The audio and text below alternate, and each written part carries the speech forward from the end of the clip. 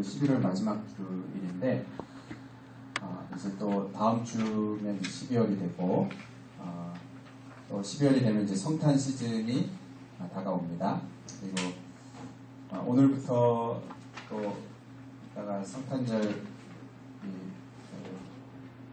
전야 행사, 축제 또 연습을 또 준비한다고 하는데 우리가 이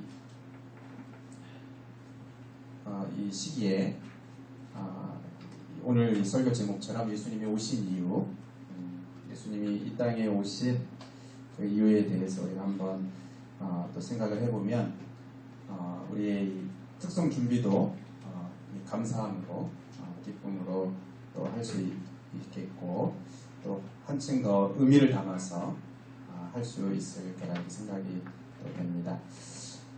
요즘 이제 우리가 12월이 되고 또 성탄이 다가와도 옛날만큼 이렇게 길거리가 시끄럽지 않습니다. 캐롤도 잘 안 나오고 저작권 때문에 그렇다고도 하는데 그리고 또 교회 안에서 한참 얘기되는 것이 뭐냐 하면 성탄절인데 성탄의 주인공이신 예수님이 사라진 성탄절 이런 그 주제들이 많이 나와요. 예수님이 없는 성탄절. 그러니까 이 성탄절의 주인은 분명히 예수 그리스도신데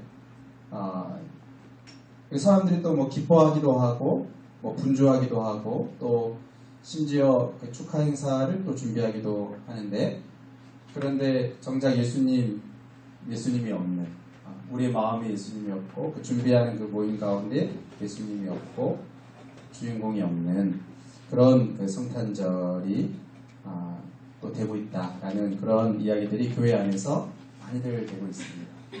그래서 우리가 특별히 우리가 항상 그래야 되지만 정말 예수 그리스도가 이 세상에 오신 그 이유가 무엇이고 바로 그것이 우리를 위해서 바로 나를 위해서 오셨다 하는 것을 우리가 다른 어떤 때보다도 생각해 볼 수 있는 그런 시간이 되면 좋겠습니다. 오늘 본문에 보면 예수님이 오신 이유 중에 오늘 본문에서 말하고 있는 것은 우리로 아들의 명분을 얻게 하려 하십니다. 이렇게 말합니다. 예수님이 이 땅에 오신 그 이유는 우리로 저와 여러분 우리로 하여금 아들의 명분을 얻게 하기 위해서 오셨다라고 말합니다. 여러분 여기 그 아들이다 이렇게 말하지 않고 아들의 명분을 얻는다 이렇게 적은 이유가 뭘까요? 이렇게 표현하는 이유가 뭡니까? 물론 이제 뒤에 가면 또 너희가 아들임으로 이렇게 하는데 그냥 뭐 처음부터 아들이다 이렇게 할 수도 있는데 이 명분 아들의 명분을 얻게 하려 한다라고 이렇게 말을 하고 있습니다. 그렇게 하는 이유가 뭘까요? 아들이 아니라는 거죠. 본래는 아들이 아니라는 거죠. 우리가 아들인데, 내가 아들인데, 아버지의 아들인데, 내 아들의 명분을 내가 얻겠습니다. 이렇게 하진 않잖아요. 난 이미 아들이니까. 뭐 내가 아들인 명분을 얻고 또 어떤 뭐 권리를 확인하고 또 어떤 아들인지를 이것을 확인하고 이럴 뭐 필요는 없어요. 아들이니까. 당연히 아들이니까 그럴 필요가 없습니다. 그런데 아들의 명분을 얻게 한다. 우리로 아들의 명분을 얻게 한다는 것은 아들이 아니라는 것입니다. 우리가 본래는 하나님의 아들이 아니라는 그러니까 우리 원래의 신분은 하나님의 아들이 아니라는 것이죠.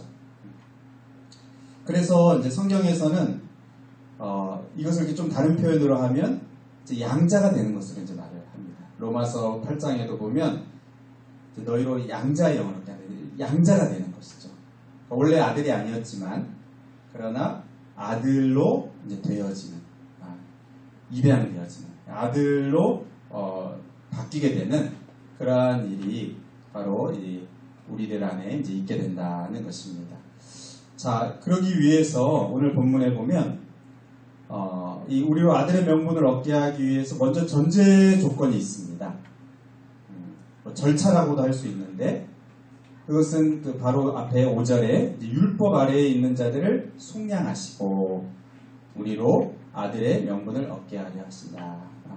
그러니까 이 아들이 아닌 우리들은 그전에는 율법 아래에 있는 자들입니다. 율법 아래에서 태어나고 자라고 성장한 이 사람들은 하나님의 그 아들의 그 자리에 있지 않은, 그러니까 율법 아래에 있다는 것은 율법의 지배 아래에 있다는 것인데 결국 율법이 어떤 악한 것이어서가 아니고 율법의 그 기준 아래에서 그냥 자연적으로 태어난 우리들은 그 율법의 저주를 받게 되고 율법의 고발을 당하게 됩니다.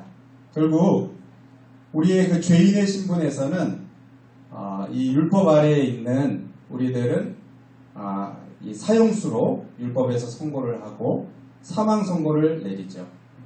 그러니까 하나님과 우리 사이의 관계가 단절되어 있고 또 끊어져 있다는 것을 이 율법이 선언을 합니다. 율법 아래에 있는 모든 자들이 먼저 그 가운데에서 이게 속량되는, 이 속량이 뭡니까? 속량한다. 이게 이렇게 돈을 주고 사는 것이죠. 값을 지불하고 사는. 그러니까 우리가 아들의 명분을 얻게 되기 위해서 절차상으로 우리가 율법 아래에 태어나서 자라가고 있던 사람들이 그 지배와 또 그 율법의 그 기준 아래에서 사형 선고를 당한 우리들이 그 율법의 지배 아래에서 벗어나게 되는, 그 율법의 지배 아래에서 자유케 되는, 속량케 되는 그 일이 먼저 일어나게 되는 것입니다. 이것을 위해서 예수님께서는 어떻게 되셨어요? 여자에게서 태어나시고 그리고 율법 아래에서 태어나서 자라면서 그 율법의 의무들을 다 수행하시면서 그 율법을 다 이루시는 이 과정을 거치시는 것이 이제 필요했습니다. 그렇게 하시면서 결국 자신이 십자가를 지시고 죽으심을 통해서 이 값을 지불하시는, 그 율법이 저주하고 있는 그 죄인의 그 사망을 그 예수님이 그 몸으로 다 담당하시고 대속하심을 통해서 결국 그 율법 아래 저주를 받고 있는 사람들을 속량하시는, 자유케 하시는 그 일이 먼저 있게 되는 것입니다. 그것을 통해서 그 우리로 이제 아들의 명분을 얻게 되는 그 일이 있게 된다는 거예요. 여러분, 우리가 그 입양을 할 때 보면 굉장히 절차가 까다롭습니다. 그냥 내가 누구를 이제 입양하고 싶다고 해서 그냥 입양하게 되고 그냥 그렇게 받아들이게 되는 게 아니고 어떤 뭐 소득이 얼마가 돼야 되고 또 뭐 어떤 내가 그럴 수 있는 입양해서 키울 수 있는 그런 그것이 되는지 굉장히 까다롭게 잘 살펴보고 합니다. 입양하는 사람에게 그런 자격이 있는지 능력이 있는지를 볼 뿐만 아니라 입양하는 사람들도 또 굉장히 까다롭습니다. 그러니까 그냥 아무나 입양하지 않고 좀 정하려고 하죠. 이렇게 뭐 아들보다는 뭐 딸이라든가 아니면 딸보다는 뭐 아들이라든가 뭔가 이렇게 그 입양하는 그 대상을 좀 자기가 좋아하는 어떤 그런 것으로 이렇게 정하려고 합니다. 또 비슷한 것 중에 하나가 이제 노예를 이렇게 살 때 예전에 과거에 보면 노예를 이렇게 사고 할 때 가급적이면 이제 뭐 튼튼한 노예, 이렇게 뭐 다 건강 상태를 이렇게 확인해서 튼튼하고 약간 더 총명이 있어 보이고 더 일을 잘하겠고 그런 사람들을 결국 노예로 사는, 그러니까 결국 자신이 원하는 어떤 그 기준에 맞는 사람을 정해서 하려고 하는 그런 까다로움들이 있어요. 근데 우리 하나님께서 하나님께서 우리를 아들이 아닌 자들을 아들의 명분을 얻게 하시는 그 대상들은 하나님은 정반대입니다. 하나님은 좋은 조건에 있는 어떤 사람들을 내 아들로 내가 삼겠다. 이렇게 봐서 더 좋은 그런 자격 기준을 가진 또 좋은 조건을 가진 어떤 대상을 아들로 가급적이면 아들로 입양하고 싶으신 것이 아니고 그게 아니고 율법 아래에서 저주받은 사람을 대상으로 하시는 거예요. 율법 아래에서 죄인이라고 사형 선고를 받은 그 사람을 그 가운데에서 속량하셔서 아들의 명분을 얻게 하는 거죠. 완전히 다른 것이죠. 정반대입니다. 하나님이 아들의 명분을 얻게 하는 그 대상을 우리 사람들처럼 좀 뭐 튼튼하다든지 아니면 뭐 예쁘다든지 아니면 뭐 아들인지 딸인지 이런 어떤 기준에 의해서 그렇게 하신다고 하면 우리들 중에 안 되는 사람들이 많이 있을지 모르겠어요. 키가 몇이어야 되고 뭐 IQ가 몇이어야 되고 그러면 안 되는 사람도 있을 겁니다. 하나님은 그런 기준에 의해서 정하지 않으시고 이 율법 아래에 있는 자들, 죄인인 자들,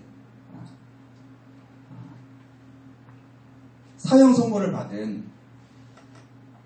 이 죄인인 자들을 그 가운데에서 속량하셔서 그 율법의 저주에서 자유케 하셔서 그 사형 선고 받은 그들을 그 피값을 그 생명의 값을 자신이 지불하셔서 자유케 하시고 살리시고 그들에게 바로 우리들에게 아들의 명분을 얻게 하신다는 것. 이것이 굉장히 놀라운 하나님의 참 은혜이죠. 우리 한번 들어봤을 텐데 우리 손양원 목사님 같은 자신의 그 두 아들을 죽인 이 공산주의자죠. 그 살인자를 결국 자기의 아들로 다시 입양하지 않습니까? 자기의 그 정말 훌륭한 아주 공부도 잘하고 잘생기고 뭐 그랬다고 해요. 그 두 아들 동인 동신 그 두 아들을 죽인 끔찍한 그 아들 그 사람을 자기의 양자로 살인자를 자기의 양자로 입양하셨던 그 손양원 목사님의 그 예가 있는데 우리 하나님이 바로 그러신 것입니다. 이 아들의 명분을 우리에게 얻게 하시는 이 일을 위해서 어떤 좋은 조건에 있는 사람들을 택한 것이 아니고 바로 죄인인 우리들을 그 가운데서 택하시고 또 이 자신의 이 생명으로 예수 그리스도의 생명으로 구원하시는 그 일을 하신다는 것입니다. 자, 여러분 이 일을 위해서 예수님께서 이 땅에 오시게 되었다는 거예요. 때가 참에 하나님이 그 아들을 보내사 여자에게서 나게 하시고 율법 아래 나게 하시고 그 율법 아래 있는 자들을 속량하셔서 우리로 아들의 명분을 얻게 하려 하십니다. 이 일을 위해서 우리로 아들의 명분을 얻게 하기 위해서 아들이 아니었던 우리들을 하나님의 아들이 되게 하시기 위해서 하나님의 아들이신 그 아들 예수 그리스도를 보내셨다는 것입니다. 그리고 죽음으로 내어 보내셨다는 것인데 근데 여러분 여기 오늘 본문에 보면 그 아들을 보내셨다라고 이제 말하고 또 뒤에 가면 이제 6절에 너희가 아들이므로 하나님이 그 아들의 영을 우리 마음 가운데 보내사라고 말합니다. 비슷하죠 표현이 하나님이 그 아들을 보내사 그리고 6절에는 하나님이 그 아들의 영을 보내사, 우리 마음 가운데 보내사, 그렇게 말합니다. 여러분, 이 두 가지가 짝을 이루고 있습니다.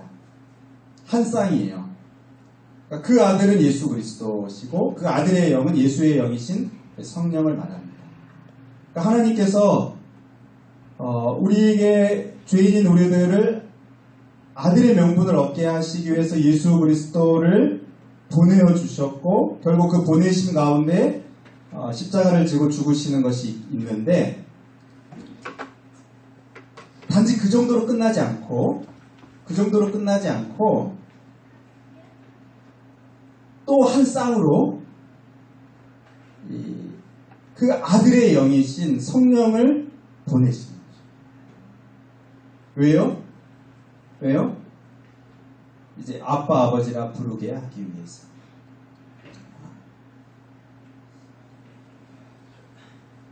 만약에 여러분 친자녀가 있고 또 입양된 자녀가 만약에 있다면, 이제 그것을 안다면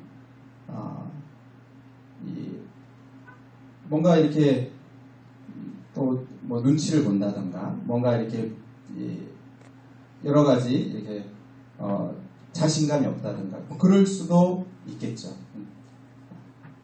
근데 그러지 않도록 뭐 더 잘해준다던가 더 어떤 아버지로서 이렇게 더 뭔가를 더 하려는 그런 것이 있는 것처럼, 우리가 아들이 아니었는데 아들이 되는 그 일에 결정적으로 예수 그리스도의 그 생명이 되어졌습니다. 그 아들을 보내셨습니다. 그런데 거기서 그치지 않고 정말 우리가 아들인 것을 알고 그 아무런 눈치 없이, 아무런 거리낌 없이, 아무런 주저함 없이 그 아버지 앞에 나아갈 수 있도록, 나의 아버지라고 부르면서 나아갈 수 있도록 하시기 위해서 그 아들의 영, 성령을 또 보내시는 거죠. 여러분, 이것이 한 쌍으로, 그러니까 하나만 있어서는 안 됩니다. 이게 한 쌍으로 우리에게 보내지는 것입니다. 시간 차이는 있지만 한 쌍으로, 이거 결국 우리가 받아들이는 건 이것이 같이 오는 것이죠. 그리고 예수 그리스도를 보내셨고 또 예수 그리스도를 믿을 수 있도록 성령을 보내시고, 이 성령을 통해서 우리가 하나님의 자녀인 것을 확증하시면서 이 한 쌍으로 우리에게 보내주신. 그러니까 여러분, 하나님께서 우리 같은 사람을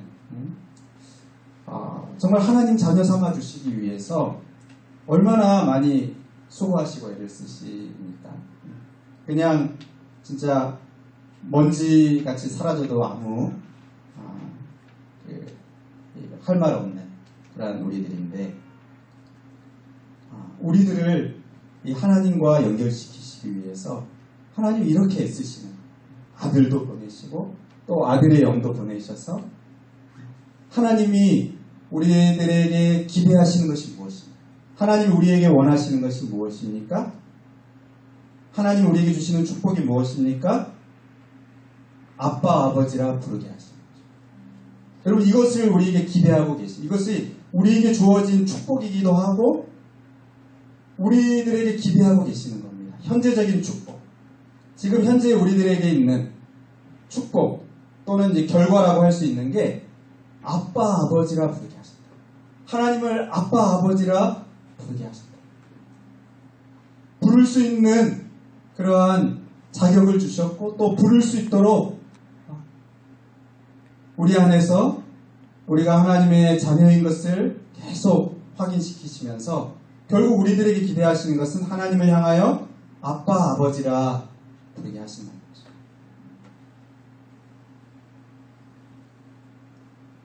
내가 이제 입양해서 내 자녀가 되었는데 아빠 아버지라 부르지 않아요. 얼마나 속상하겠어. 내가 그렇게 또 애를 쓰고 또 많은 것을 이렇게 사랑을 베풀어서 그 관계, 가족 관계를 만들었는데 부르지 않는다면 얼마나 참 서운하겠습니까?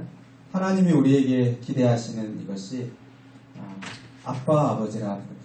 그러니까 여러분, 혹 우리가 하나님의 자녀인 것과 자녀됨의 확신을 가지고 그 앞에 하나님을 그렇게 인정하고 인식하고 그 하나님 앞에 나아가고 또 아빠 아버지라 부르는 것은 좀 다를 수 있는 거예요.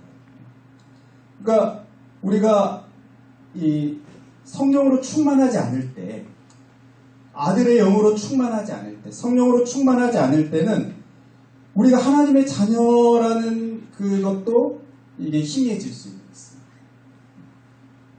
그 관계가 바뀌는 것은 아니지만 하나님과 우리 사이에 아버지와 아들의 관계가 바뀌진 않지만 그 예수 그리스도의 피가 흘려졌고 그 하나님과 우리 사이를 가로막고 있는 그 죄의 장벽이 무너졌기 때문에 이제는 하나님과 우리 사이에 영원한 가족 관계가 형성되었기 때문에 이 관계가 무너지진 않지만 그러나 우리가 아빠 아버지라 부르며 친근하게 나아가고 또 우리가 어려움들이 있을 때 그 하나님을 찾고 또 우리가 문제가 있을 때 하나님 아버지 앞에 상의하고 또 우리의 그러한 어려움들을 우리 하나님께서 아시는 것 또 하나님이 공급하시는 것을 받아서 살아가고 하는 그것을 기대하고 또 사모하고 하는 이것은 좀 다를 수 있는 거예요.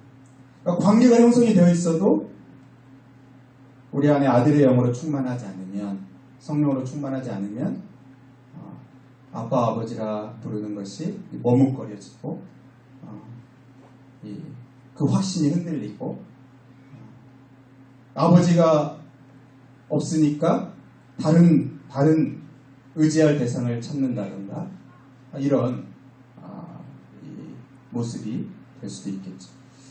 하나님께서 우리들에게 주신 그 현재적인 축복, 그래서 아빠 아버지라 부르는 것입니다.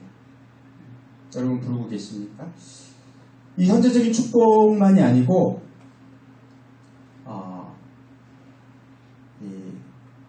완성적인 축복이다 이렇게 제가 부르고 싶은데, 그러니까 장차 이루어질 축복이기도 하고 뭐 미래적인 축복일 수도 있는데, 그러나 그 축복은 이 현재와 분리되어 있는 것은 아니기 때문에 그러니까 단지 그냥 장차 지금은 아니고 미래에 주어진다라기보다 완성되어져 갈 최종 완성에 이르게 될 그 축복이 무엇이냐 하면 오늘 7절에 그러므로 내가 이후로는 종이 아니요 아들이니 아들이면 하나님으로 말미암아 유업을 받을 자니라.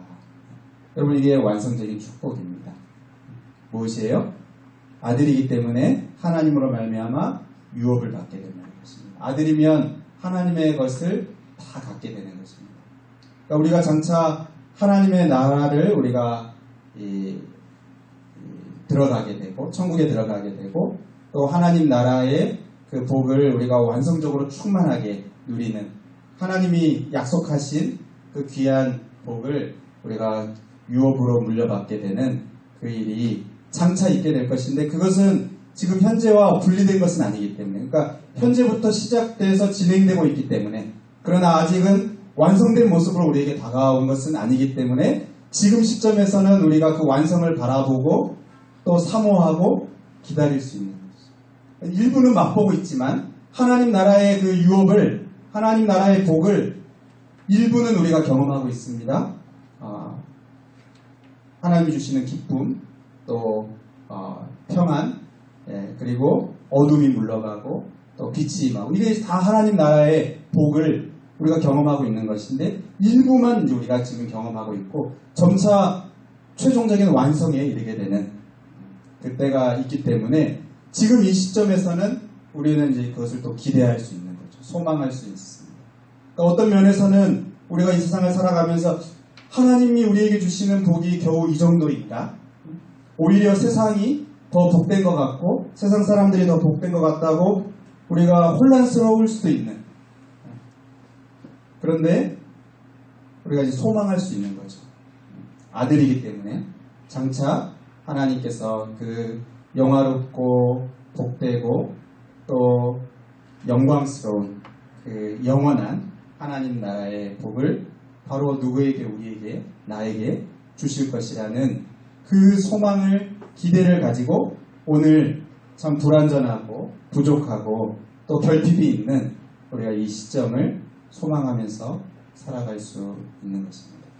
여러분 오늘 말씀을 우리가 정리를 하면 우리는 아들이 아니었습니다.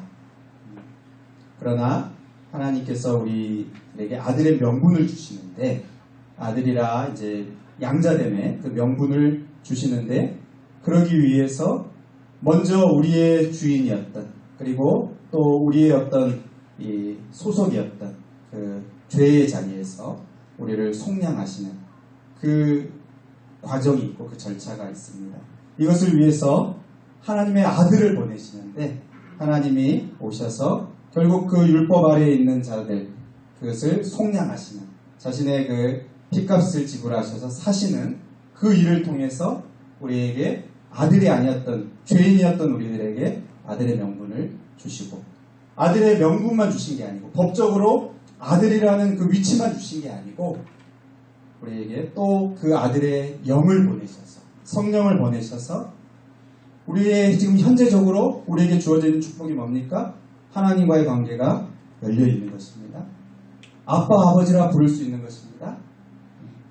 뿐만 아니라 우리가 장차 그 하나님의 그 복을 충만하게 누리게 되는, 이 세상과 좋게 비교할 수 없는 충만한 복을 누리게 되는 그것이 장차 우리에게 또 남아 있습니다. 우리가 이 말씀을 우리의 삶에 적용하면서 현재 이 시점에서 여러분 우리가 때로는 낙심하게 되는 것들이 있어요. 예수님 믿으면서도 낙심이 되는 때들이 있습니다. 하나님 나라의 백성으로 살아가면서도 이 세상에서 살아가면서 참 좌절이 되는 때가 있어요. 하나님이 주시는 복이 이 정도인가, 이렇게 우리 마음에 그런 그 마음이 들 때가 있습니다. 그러나 여러분, 바로 이 시점에 우리가 가져야 하는 것은 이 하나님 나라를 소망하는 거예요. 하나님 나라, 장차 우리에게 주실, 장차 나에게 이 어마어마한 복이 완성되고 나에게 주어지게 될 것을 지금 이 시점에 우리가 기대하고 소망하는 것입니다. 이게 언제 이루어졌습니까? 하나님의 때가 되면 이루어지게 됩니다. 그 하나님의 때가 되면, 그러니까 언제 그게 이루어집니까? 하나님의 때가 되면 이루어지는데, 그것을 우리가 어떻게 알 수 있냐 하면, 하나님이 예수님을 보내시는 그것이 때가 참에 이루어졌다는 이 표현에서 돼요.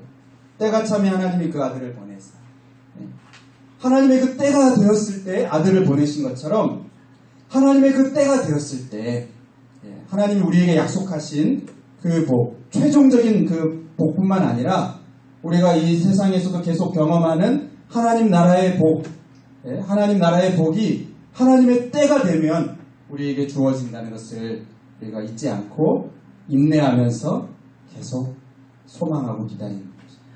그냥 소망만 하고 그냥 기다리기만 합니까? 그게 아니고 우리에게 아빠, 아버지라 부를 수 있는 그 복이 주어져 있기 때문에, 여러분 결핍을 경험할 때마다 아빠, 아버지라 부르시고, 여러분 마음속에 무언가 어려움들이 있고 또 한계에 부딪히고 그럴 때마다 아빠, 아버지라 부를 수 있고, 아버지를 찾을 수 있고, 아버지 앞에 나아갈 수 있고, 여러분 이 복이 우리에게 지금 현재적인 복으로 주어집니다. 현재적인 복을 여러분 누리시기 바랍니다. 현재적으로 우리에게 있습니다. 우리는 고아와 같이 버려진 자들이 아니고 천지 만물을 창조하신 그 하나님께서 그 독생자 아들을 주시면서까지 맞바꾸신 그러한 자들로 하나님의 자녀인 것입니다. 우리가 아빠, 아버지라 부를 수 있는 특권이 바로 저와 여러분에게 주어져 있어요. 여러분, 이 한계를 경험하는, 결핍을 경험하는 그 순간은 하나님 아버지를 부를 때입니다. 주의 이름을 부르는 자 다 구원을 얻는다 그랬어요. 여러분, 하나님 아버지를 여러분 부를 수 있기를 바랍니다. 왜 나에게 이런 결핍이 있냐고만 말하지 마요. 그것만 보는 것이 아니고 하나님이 계신 것을 보고, 하나님이 나의 상황을 알고 계시고 아버지로 나와 함께 계신 것을 보면서 그 하나님을 부르고 아버지를 부르고 아빠, 아버지라 부르면서 여러분 나아갈 때 또다시 우리의 그 삶의 자리에 하나님의 나라가 더 임하고 더 임하고 더 임하고 더 임하고 그렇게 쓰임받다가 결국 하나님 그 영광스러운 완성된 나라의 그 축복에 들어가게 될 것입니다. 여러분 그렇게 믿음으로 살아가는 우리 모든 청년들 되시길 바랍니다. 우리 시간 같이 찬양하고 기도합시다.